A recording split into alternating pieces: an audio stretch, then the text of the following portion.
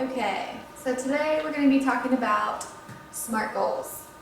Okay, so what are SMART goals? We're going to go through the steps that it takes to create a more specific way of having goals for yourself. So from John Ron, a motivational speaker, said that I find it fascinating that most people plan their vacations with better care than they plan their lives. Perhaps it's because escape is easier than change. So keep that in the back of your mind. That's just talking about how a lot of times we don't want to make these goals or make these plans because it's easier than making the change. Okay, so what's our agenda? We're going to define what a goal is. We're going to talk about what you really want and how to get there. We'll go through some helpful hints and gentle reminders, and then we'll kind of sum it up and just kind of get a summary of it. So what is a goal? A goal is, it gives you direction, okay? So it's kind of a roadmap and steps to take. So a roadmap tells you turns to take to get to your destination. So similar, your goal is going to tell you different steps to take to get to your destination. You want it to be specific and have an intended result. So your goal gets you to your result, and the strategy that you use is the process that you go through to get to that goal. Okay, so why do we set goals? Basically, it's going to allow you to focus your effort. So instead of spinning your wheels and working towards nothing, you are working towards your goal, working towards something. So it really helps you focus that. It gives you a long-term and short-term motivation. So again, similar to that focus of having a motivation pointing you towards something instead of this broad general picture of nothing in front of you and no purpose. It also helps us create a measure of success. And that's why we really want to emphasize making goals very specific. Because if it's not specific, you're not going to be able to measure your progress. Again, it gives you something to strive for. So you're not just going in one direction and no purpose, no goal, no nothing. It's a sense of accomplishment and achievement, and it gives you a sense of confidence that you can, set yourself a goal of something, and then when you accomplish it, you have that sense of pride and confidence. So it's a really, powerful thing for someone to set that goal. Okay, so most of us probably set these New Year's resolutions. Obviously, we do them at the beginning of the year, and a lot of times they're very general. Okay, so we do, lose weight, exercise, drink more water, maybe get to bed a little bit earlier.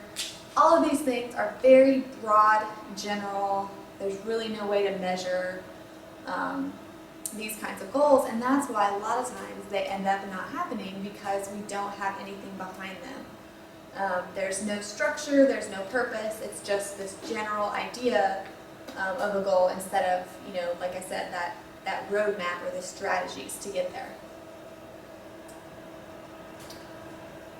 So again, why do they not work? They're not part of the SMART goal. So SMART goal is specific, measurable, attainable, realistic, and time-based. Okay? And that's what really makes these goals happen. If you can measure them, if they're realistic and attainable for you, otherwise it's not going to happen. And then also if it's time-based. So you give yourself kind of a cutoff or a time to do it in. Okay, where do we start? So before we set goals, you have to figure out and determine what your reason or your purpose, your why, which is also maybe your motivation, which obviously for each of us is going to be something totally different.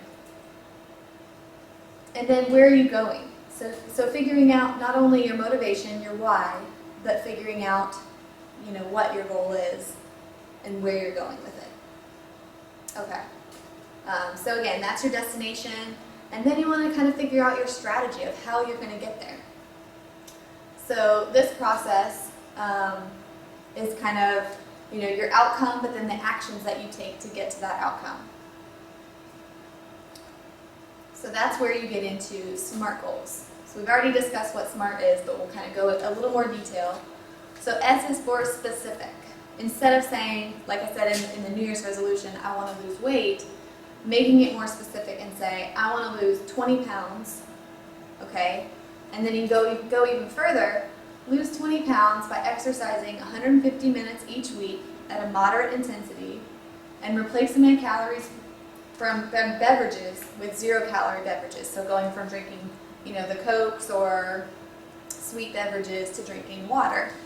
So those are really specific, you can measure them, you can look at them and have something to strive for. So the M is for measurable.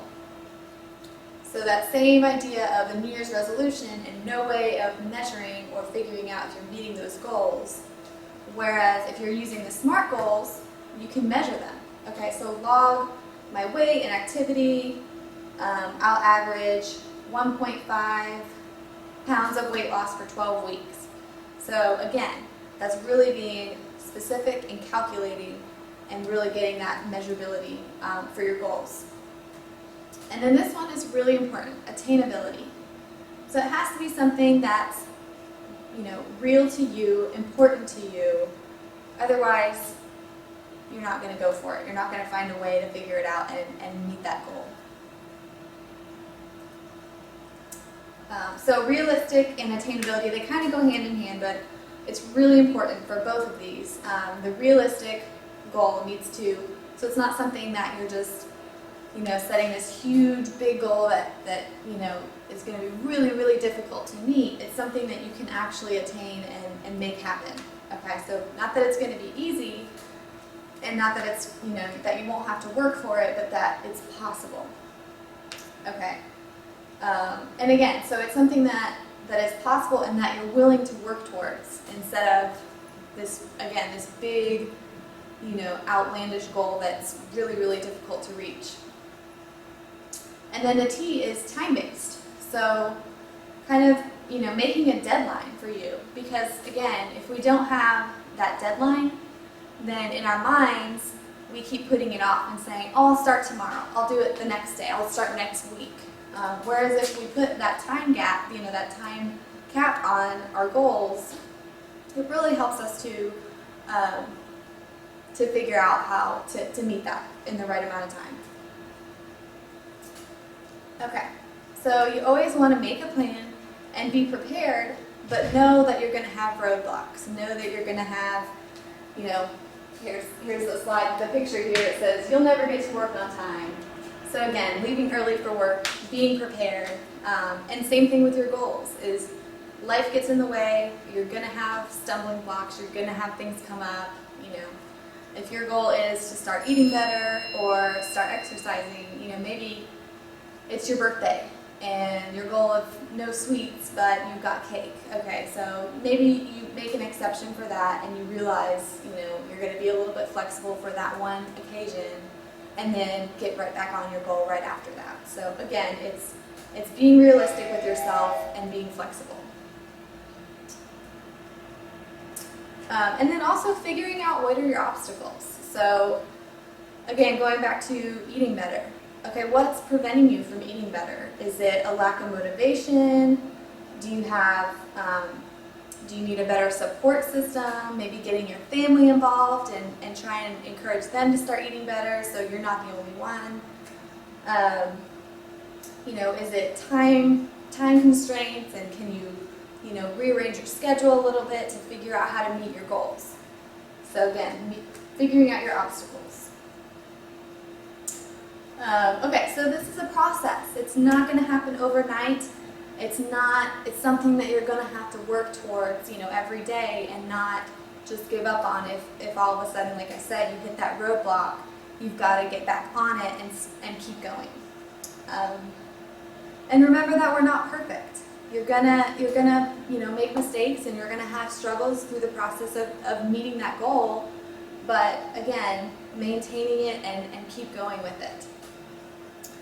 And then you can't change what you're not willing to face. So if you're not, ready and willing to make that commitment, then maybe you need to look again at your goal and figure out how to adjust it and maybe look at it a little differently.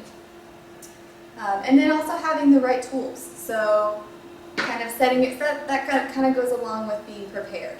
So if that means, you know, for if your goal of eating healthier, if you can have the right tools, which might mean, you know, getting more healthy groceries put in your fridge instead of, you know, the junk food. So that kind of goes along with the right tools. Okay, so again, figuring out your why, your purpose, your motivation, and figuring out kind of the steps that you need to take to get there. And remembering that a healthy lifestyle is a lifelong commitment. Again, it's not something that's going to change overnight. It has to be something that you work at every day. Right.